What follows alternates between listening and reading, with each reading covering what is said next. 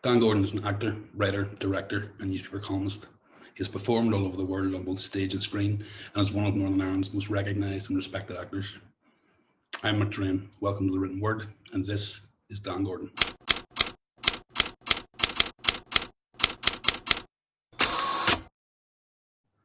All right, listen, let's go for it. Okay, Dan, thank you very much for joining us. Tell me this, what are you reading at the minute, or what are you listening to on podcasts or Audible or... Right. I tend not to do a lot of recreational reading on listening.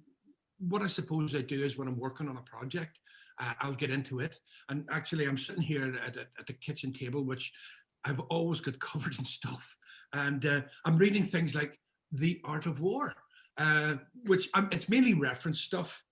Memorials to the Missing, which was a radio play about World War I. Mark Thomas, Bravo Figaro. Morecambe, a one-man show. Church of England in the First World War. I Am My Own Wife, another one-man show. The Road to the Somme, the British soldier in the First World War. And I promise you, I haven't left these out for your benefit.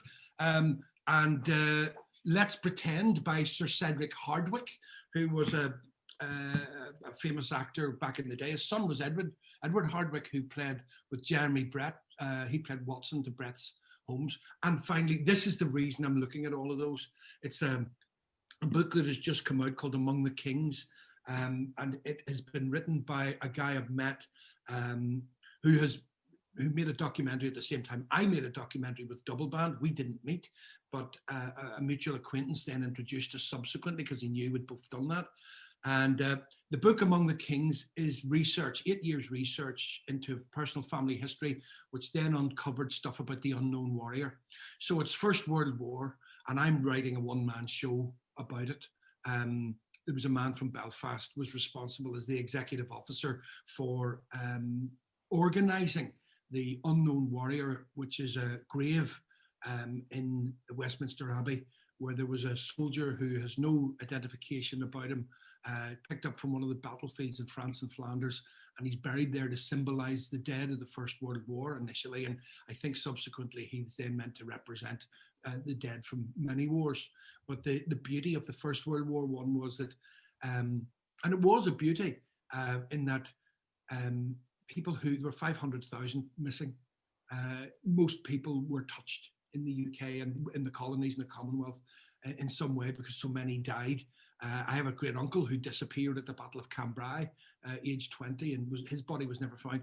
So it could be your son or your grandson or brother or whatever when they brought this over, and it was a time of national mourning in 1920 when they buried the unknown soldier. So I'm reading around all of that, and I'm not reading the complete book. Some of the stuff, I mean, the one-man plays I'm revisiting because trying to find a way to tell a story with only one actor is very difficult to make it theatrical and interesting, because otherwise you're just reading a book on stage, or you've learned it, but you're reading a book, or you're telling a story that is a story rather than something that's happening in front of the audience's eyes.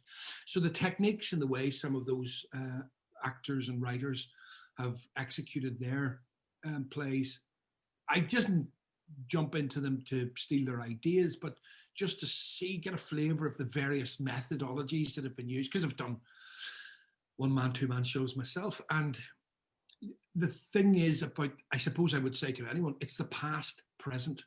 You start to tell a story and suddenly you're in the story and it's unfolding in front of the audience's eyes. So that's what I'm reading. Brilliant, fair play.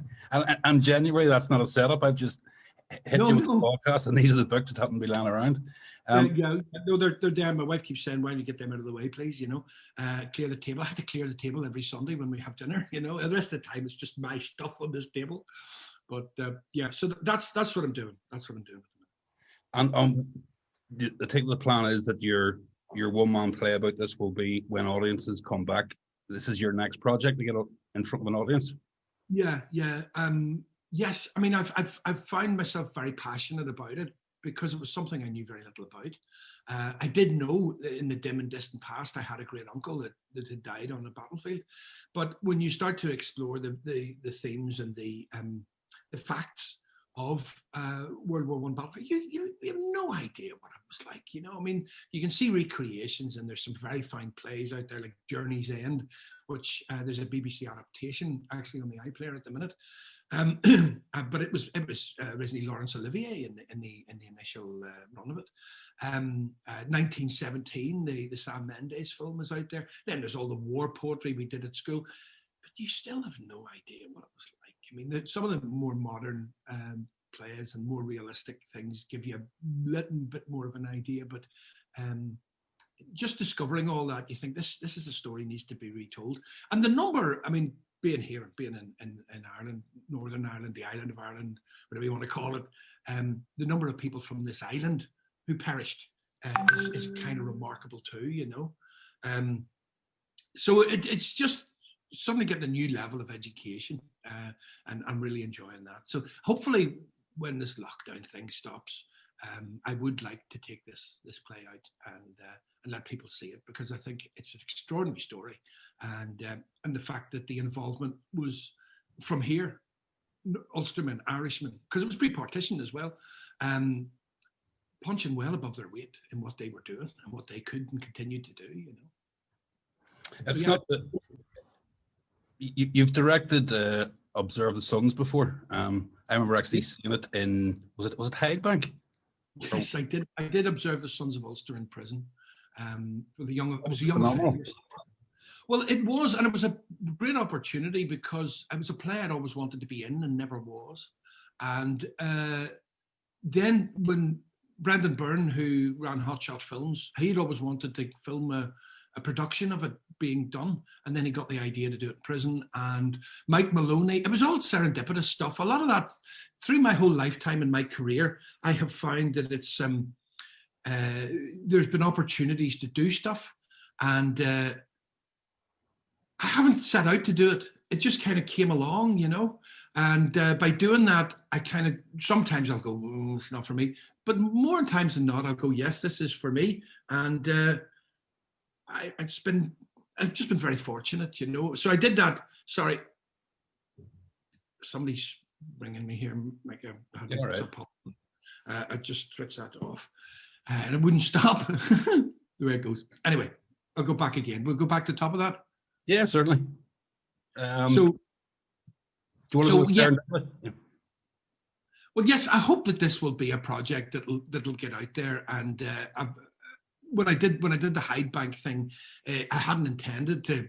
It wasn't my idea; somebody else's idea, and then I found myself in it and completely committed to it, and it ended up as a 4-part documentary. And one of the actors, one of the young men who was in it, ends up as an actor, and he's acting away now in real life in the UK.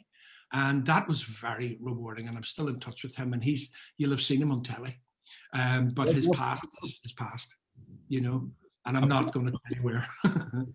But that's phenomenal in itself. And had he acted before up until that project, or was this just something? Wow. No, he'd been in the British Army, and he got into bother. And while he was here, he isn't from here, and it was one of those things. When I was in the prison, I realised again, because I was very fortunate, because Mike Maloney, who was the prison arts officer, sadly no longer with us, very well known in Northern Ireland, in Circus School he founded, and then became the prison arts officer and did extraordinary work. And as an Australian, he was kind of given a by ball and could work with any and everybody. And he was out there as well. He would do outrageous things and things that were not normal for what we did. He would juggle and lie in beds and nails and blow fire and stuff. You go, what does this guy do? And nothing to him was a problem. So he was there to guide me through. And I realized these young men, just a lot of them, not all of them, some of them, I was genuinely, I don't want to get involved with you. But there was a lot of them, it was bad decisions, it was bad background. And I'm not making excuses for anything they did, because I was very conscious of victims' issues. And but I could see that several of them, many of them, had just made bad decisions, bad life choices, and it was a mess. And the great thing was, a lot of the guys who were involved with the play didn't reoffend and went on And a lot of them, I think, going through that system, hopefully, I think it's 50% who don't reoffend. It was at the time, I think. It was a mistake, they crashed a car. They, reckless, somebody got injured or something like that, or somebody had said, do this, and they foolishly did it. And or they were joint enterprise on something that they were standing back because they were in the group. Not to excuse anything that they were involved in, but you see that people sometimes, if you don't give them a second chance, and Mike used to say to me, people are sent to prison as punishment, not for punishment. I mean, you get various radio shows going, oh, they're living in luxury. Wait a minute, they've no liberty. And they're not living in luxury. There was a whole system in there. And I'll not bore you with all the details, but it went from whether you had curtains on your windows and a radio in your room, or a television right up at the top end. You could get a TV and maybe a PlayStation. But at the bottom end, you had no curtains and you had very little else. And maybe 23 hours you were in your cell. So it's a tough regime. But but directing Sons of Ulster also opened my eyes again, educated me about that whole connection here with the UVF and the YCV and the 36th Ulster Division, and what was quite remarkable as well. I mean, things kind of boiled down here to the Nationalist Unionist thing, because people get labelled. But I think in the cast, I think we had I can't remember now how many. Is it eight, 4 pairs? But there was 13 guys, and I think 6 of them in the cast were nationalists. They were from a nationalist background. So it was, and when we did the play, we kind of overlapped with the 1st of July anniversary, and the guys clubbed together and out of their money sent a wreath to the Somme, and they had been educated about the reality of the guys their age going to that place, and getting involved in that. So, yeah, I mean, that's a small thing of what I've done, but I didn't intend to just talk about the war. But yeah, that's the kind of doors that what I do has opened for me along the way. So I haven't just been a proper actor. I've been doing all these other things as well, I mean, education's a big thing for you in terms of when you research a character, you learn everything about them, but you've also been a teacher, not just teaching people within theatre, but an actual teacher in your early days. Yeah, I trained as a teacher in drama and English and PE. I spent 3 years at Stranmillis. At the time, we didn't go to drama school. People from East Belfast didn't go to drama school. And my parents wouldn't have known what it was. And it was a very expensive thing as well. And we had no idea about going for scholarships or getting grants or anything like that. And I suppose part of me, I mean, I used to kid, my dad said, you have to get a proper job. And then, but he didn't. It was my own head through him and his influence thinking I need to get a proper job as well to fall back on when I'm not acting, if I do ever get to be an actor. And I wanted to be an actor from about age maybe 14, 13 in school, because they did plays in school and I liked what they did. And I suppose that kind of launched me into it, and I went to Stranmillis and I did the drama in English, but I never got my probationary year. I did sub-teaching and stuff like that for a few years on and off, but I went straight into the lyric when I came out of Stranmillis, because they'd fired their ASM and they were stuck, and I'd been around sweeping the stage and delivering posters and just make it, like a bad smell, and I went, give him a job, let him brush the stage. And I started in the lyric at 60 quid a week, thinking I was making a fortune, and I was there as an acting assistant stage manager, which was a role that allowed you to be in very small parts in the plays, as well as be a stage manager too. It was quite exhausting. It was long days, but I lived in the theatre. I loved it. And who have been your influences in terms of being an actor, being a writer, being a director? Is there key people that when you've felt that it's not going your way, that you've maybe read something or you've seen their work and it's kind of inspired you or geared you on to go, I'm going to stick with this? Oh, yeah. I mean, I think I was always pretty resolute about wanting to do what I do. And again, just serendipitous. I was lucky along the way, and you make your own luck too. But I suppose we started at school with influential teachers. I mean, we had a P7 teacher who used to read us Robert Louis Stevenson's Kidnapped on a Friday afternoon, put his feet in my desk, and I used to pick the chewing gum off the soles of his shoes when he was reading the story, but listen to the story as well. And then when I went to secondary school, influential English teacher, and then a guy who was the VP directed Shakespeare. I mean, in my year, we had when I did The Merry Wives of Windsor, which was my very first Shakespearean role, and I played the host of the Garter Inn. John Northover was in it. He ended up directing If I Get News for You. Dermot Murnaghan was in it, he's in Sky, I think now, as a newsreader. Tommy Beattie was in it, he ended up running the Scottish Ballet. Wallace McDowell is a professor in Warwick University in drama, but had been a production manager of the Lyric. And that's just the fellas that I remember, you know. And that was one cohort in that play. So there was an influence of those teachers, got a lot of people, pushed us towards the arts, or lent us towards the arts and allowed us to go that way. And then when I went to Stranmillis, I ran into Sam McCready, who was very well known in the local art scene as a director. He was artistic director of the Lyric at the same time as being a lecturer in Stranmillis. The way we do in the business, you know, we do a couple of jobs. I'll say anything. Well, back then anyway.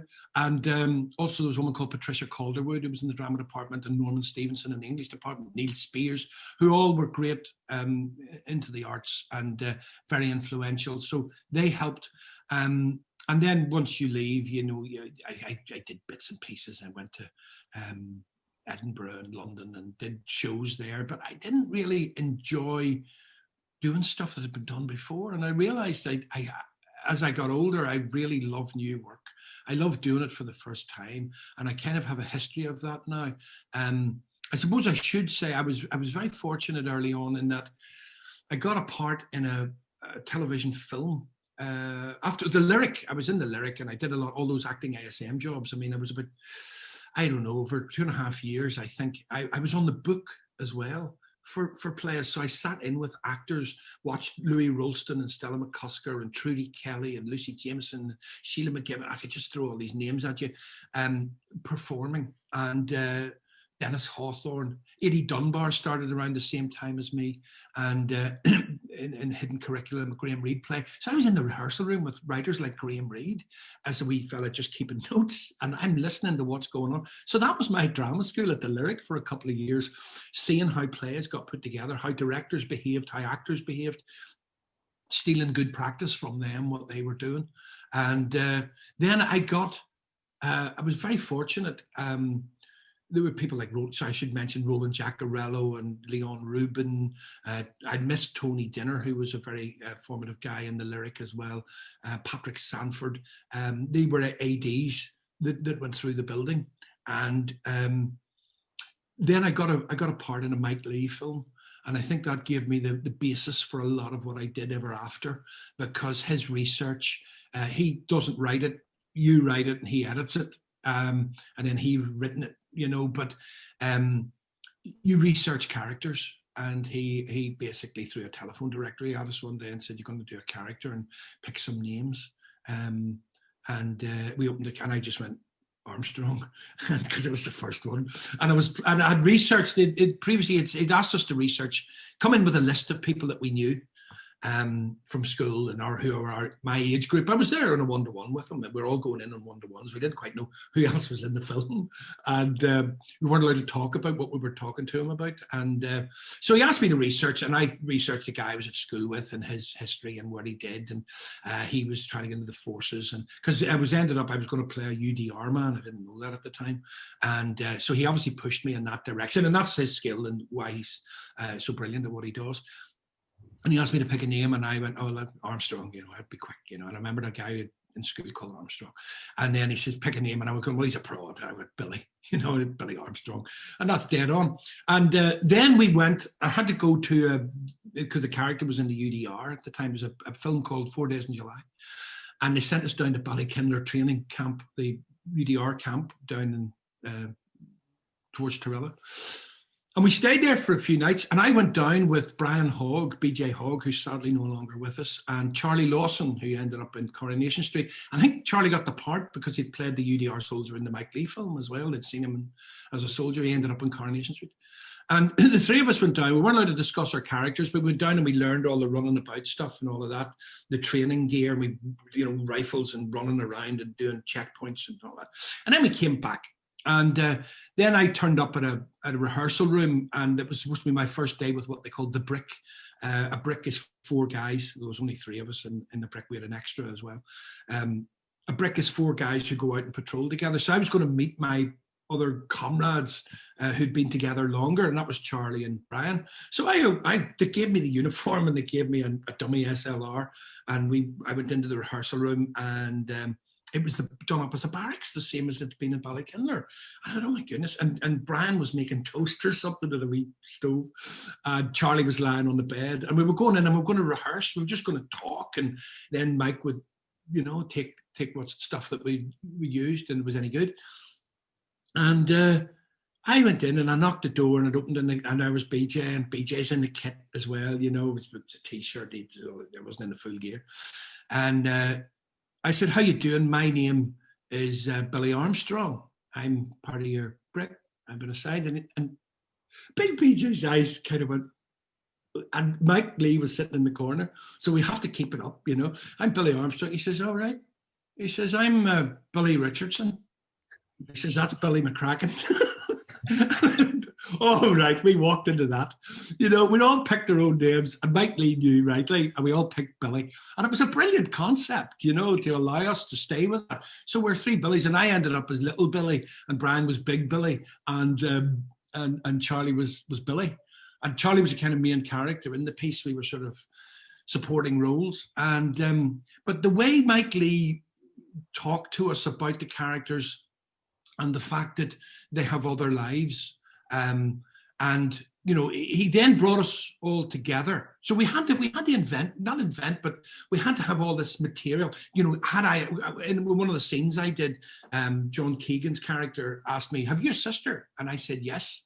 And then he goes, big. So I ignore him then and go on, But I had a sister, her name was Alison. I can still remember some of that material that we made up. And where my grandparents came from and where my parents came from, childhood accidents that we'd had, you had a kind of store of information. And if somebody mentioned a subject, you could answer on it. There was even a made-up shared event that the 3 of us had been in an explosion at a lamppost in Tate's Avenue. It had been a thing strapped to a lamppost and had gone off as the Jeep had gone past. And I have this false memory. When I drive past this lamppost in Tate's Avenue, I remember this is where there wasn't an explosion. But, we had this shared collective discussion about it.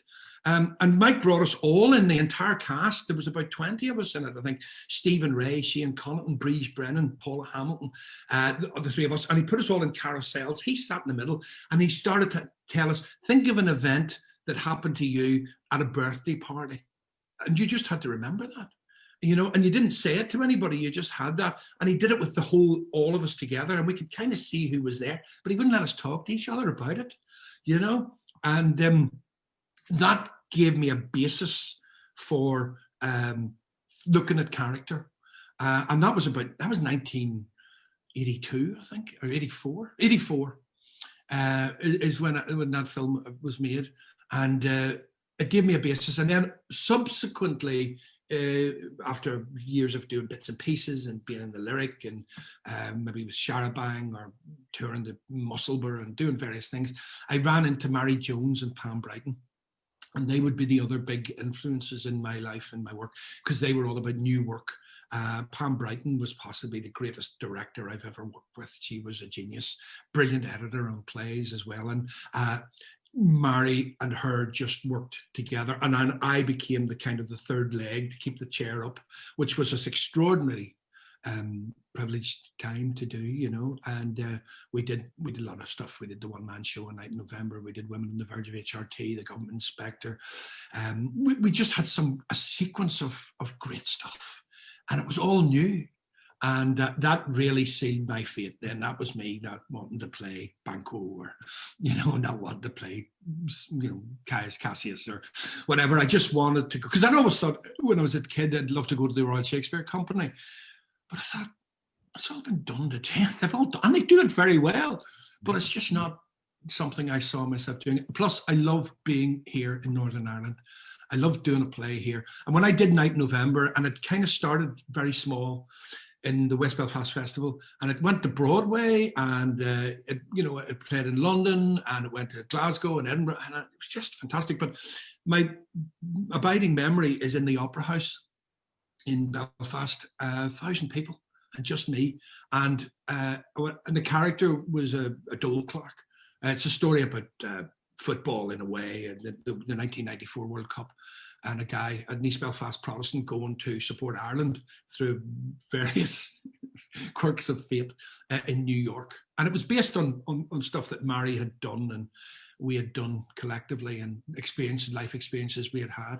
But I was in the Opera House, and he talks about being in the DHSS. Now you can say the letter H or H here, and people know what you're at or who you are or what you're doing. And when I did that in the Opera House and went H, and the place erupted, I thought, I'm home, and that then, as I said, kind of sealed my fate. I had to do new stuff about here, for people here, and about people here as much as possible. And I've kind of done that on and off since then, with other little straying left and right. Yeah, your play that you had out, was it last year, the year before, Frank on Frank Carson, same thing, one-man show, massive amount of research. How terrifying was that to be an actor playing a genius of stand-up comedy in terms of time and the visuals? That must have required a mammoth amount of research. It did. It was strange, actually, because I'd written a play about my father and the shipyard. My father was an apprentice in the shipyard and served his time as a joiner. Ultimately, he then more or less left the shipyard, and he worked in it on and off right up into the 60s, but as a subcontractor with other firms. And he died with asbestosis, allegedly, that he picked up in the shipyard. But I wrote a play called The Boat Factory, which I did as a two-hander with Michael Condren, who's again a long-time collaborator. And we did very well with it. And we went to Edinburgh and the festival, and we went to the King's Head in London. When we went to the King's Head, a friend of mine that I made a documentary about Leila Webster with, the actress, a guy called Ian Dugan, turned up with Tony Carson, Frank Carson's son. And he saw me do a play about my father, and he was quite taken with it. And in the conversation, Ian had already thought this up. Ian got Tony to say, well, could you write a play about my dad? And I said, no, it's not my dad, and it was too daunting. And the idea knocked around for a lot of months. And Ian had been with the family a lot. He met them through doing some letters, Titanic letters people had written from the Titanic, and he got celebrities to read one. And they did a series in the radio, very successful, a very good series. And he got one for Frank, and Frank read it, but Frank was very ill at the time, and Ian wouldn't use it. He said, Frank, you don't sound well enough. You don't sound like you. People wouldn't be listening to the words. They'd just be listening to how ill you are. And the family really respected that, I think. And he became close to the family. So he had the idea that I would do this. And I met Tony, and I met Magella. That's two of his children. There's a third, Aidan, who I never met. And I kind of got persuaded. Vanity probably had a lot to do with it as well, because I had played Frank, actually. There's a play called Comedians by Trevor Griffiths, which I really love. I think it was in 85 it was written. I think it's possibly the best play of the decade, because it was about, there was a program on television called Comedians, and it's about he was in Granada at the time they were making it, and they were in the bar when those TV companies had bars and all of that, and he's having a drink, and he saw some of the comedians, and he heard them talking, and they said, what about so-and-so? And somebody said, oh, he's teaching a night school down the road in Manchester here for comedians. And Trevor Griffiths went, what? And I spoke to Trevor Griffiths about this subsequently, and he says, and he told me the story. He says, so I thought, I'm going to go and see this guy who's teaching comedians. And then he thought, no, I'm not. I'm just going to make him up. I'm going to write him. And the comedian series was a series of comedians just stepping forward and telling jokes, like a working man's club. Only it was on TV. And so Griff wrote this play, and one of the characters, they're all diverse characters. There's an insurance salesman from Manchester, and there's a guy who's his brother who's a milkman, and then there's a guy who owns a club who's kind of modelled on Bernard Manning. Then there was another guy who was I think was he a plumber, and I think that's McBean, who was modelled on Frank Carson, and I played that character. And I'd done the play previously as the Manchester insurance guy too in Belfast, and then I did it in Dublin as the Frank Carson character. So I played Frank to a degree. My father had seen him in the shipyard because Frank had worked briefly as a plasterer and had been around occasionally. And he knew of him. And then I grew up watching him on TV. So it wasn't a huge jump because I'm bulky. Frank was a bulky man. You know, I kind of grew the sideburns, dyed the hair, wore the square glasses, and I kind of got kind of close. But the research, as you say, was mammoth. It took me about 3 years to write that play because, again, although I was vain, I wasn't that vain. I thought, this has got to be right. And I was fortunate. Frank tried to write a book. He tried to write a couple of books, actually, biographies, and he left tapes. Unfortunately, the first couple are missing. They just got lost. But I have the next 8 tapes of him talking to this woman about his life. Now, the problem was Frank made stuff up. So possibly half of it might have been true. But there was enough of it there to cobble together between that and then reading around him. Again, like reading all these other things, I read Johnny Hamp's book. He was the guy who produced the comedians. I read Bernard Manning's biography. I just read around the comedians. I went and met people who knew him. I met Bishop Daly, who used to produce Frank in the St. Colum's Hall in Derry from 62 to 69. He used to run Sunday night shows that Frank was the comedian on, and he would bring over the Bachelors and the Seekers, and even tried to get the Beatles. And Bishop Daly, and I'm sitting with Bishop Daly. And so I guess all that research, I mean, I was very nearly on that celebrity mastermind that they did from Belfast. They got me as a reserve, and I thought I was kind of glad. But my subject was going to be Frank Carson, because I kind of knew him inside out at the time. Frank was a paratrooper. 1945, just after the war, and he spent 3.5 years in the paratroop regiment, made 40 jumps. Who knew? Half a dozen at night time with no lights. Do you want to try that when the ground's coming at you? He was in the Middle East. He was shot and wounded. He killed a man in a prison break. Now, you know, and you go, what? He was present when they hanged one of the first Jewish terrorists. And Frank, you know, so I was able to include all that in the play. And Frank he lived in England, but he was a nationalist. He was a Catholic from West Belfast who was a British paratrooper. He was best friends with Bishop Daly and called him Eddie. He called the bishop Eddie, but he was Father Daly, I suppose, then. But he still called him Eddie. And then in 1972, Bishop Daly is there when the paratroop regiment come to Derry. And he's carrying Jackie Duddy and the flag. And how does that work out in your head when you're his mate and you were in the parachute regiment, you wear the tie and the wings? And I think I discovered that's why Frank Carson never really spoke publicly about anything serious. In his later life, he got involved with UKIP a bit, which was a bit unfortunate, but I kind of didn't go there because he was 82. And it was towards the end of his life. And I don't think it was actually I don't think Frank fully understood some of the stuff they were saying and doing, you know. And but the rest of Frank's life was extraordinary, and that's just the tip of the iceberg. I'm not even going to talk about when he got involved accidentally with the mafia in Australia. You know, that's another play. But that's research, you know, that you kind of do, and that's what's led me in the direction I've gone. And do you intend to bring Frank back out again? Would you to play him this year or before No, you know what? lockdown? Like, you know what? I have the set in my garage. I also have the Boat Factory set in my garage. It's keeping it in my garage.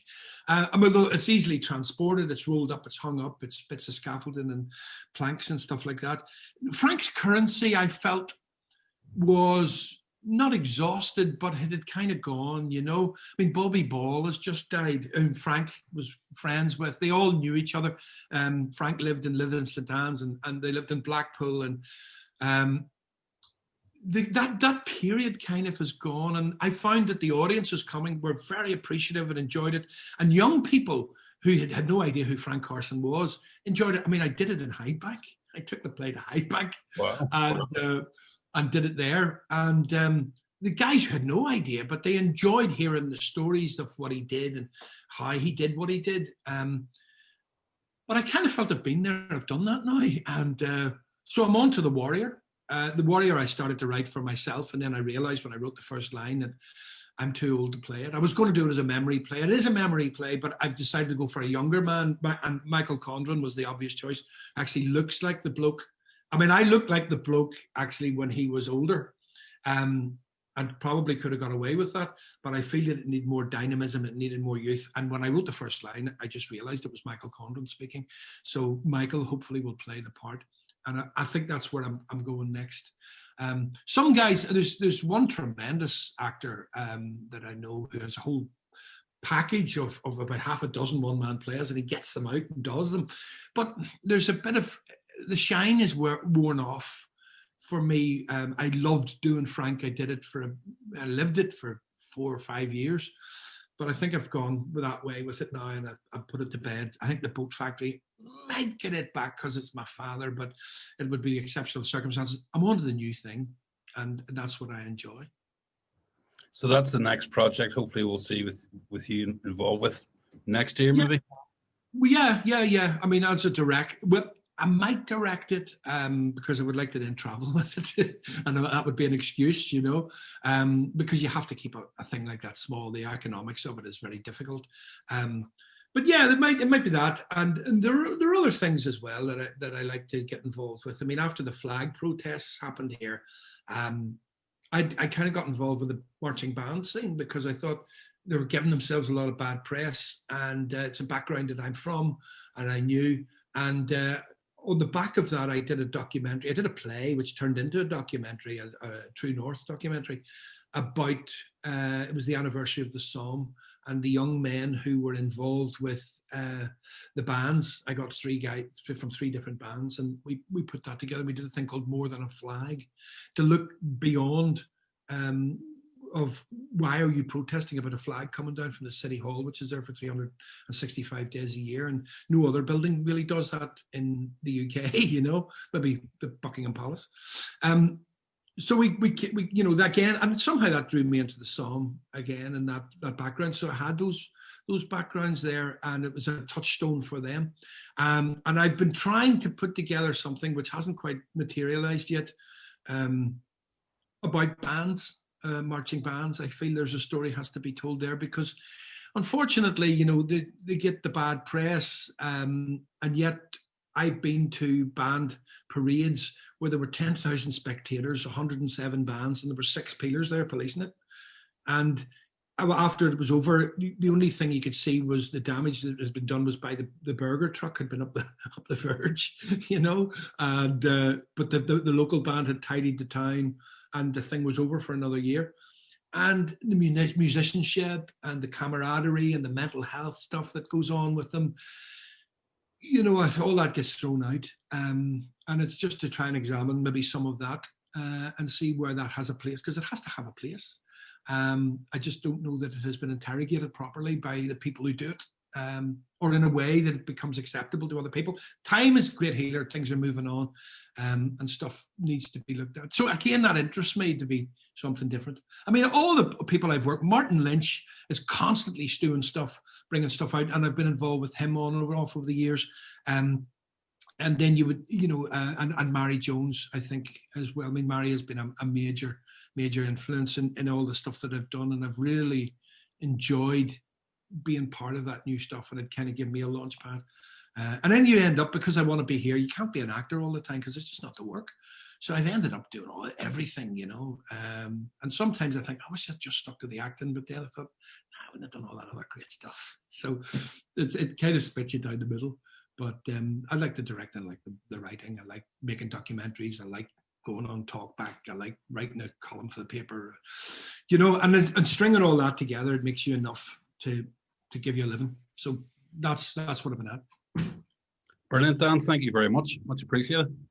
Okay. Listen, thank you for having me. I've probably gone on far too long there, but No, that's super good. Super good.